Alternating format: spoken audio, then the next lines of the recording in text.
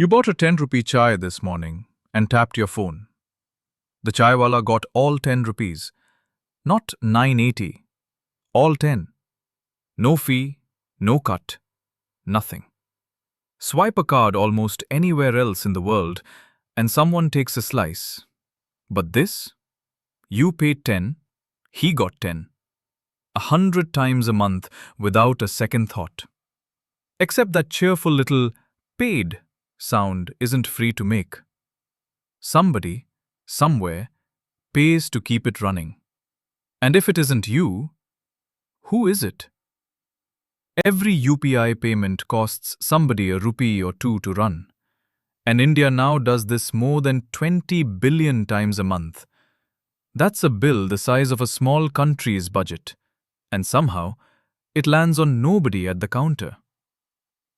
Give me 5 minutes, and you'll know exactly who's quietly footing it. It's a better story than the banks are just being nice. First, what actually happens when you tap Pay? Your app, GPay, PhonePe, doesn't hold your money. It's just the messenger. The real work is done by something called NPCI, a not-for-profit the banks and the Reserve Bank set up to run India's payment pipes. Think of it as a switchboard sitting between every bank in the country. You ask it to move money.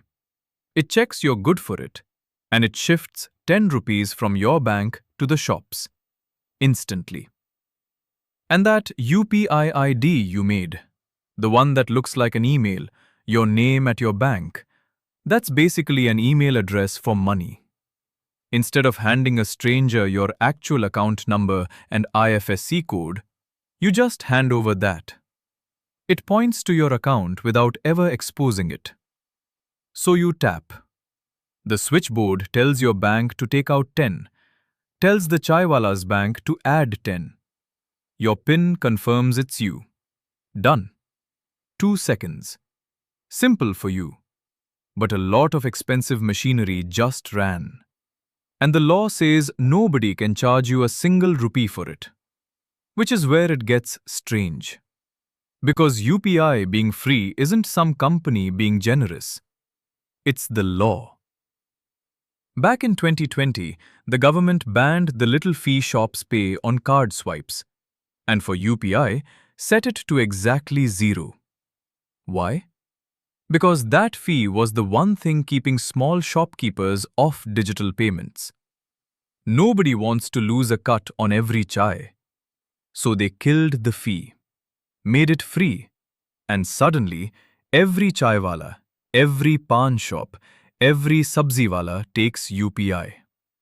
The whole country slides off cash, which is expensive to print and easy to hide from the taxman, and onto a system the government can finally see.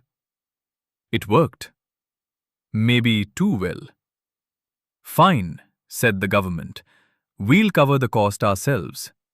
And started quietly paying the banks back. Except they keep trying to pay less. 1 year they penciled in just 400 crore rupees, barely a tenth of the real bill, then had to top it back up toward 2,000 crore. As the payments kept exploding. And even that has never covered the whole thing. So the banks and the apps are simply losing money on every payment, billions of times a month, on purpose. Which makes no sense. Until you ask what they're really after. Think about what your payments quietly reveal. What you earn. What you spend on.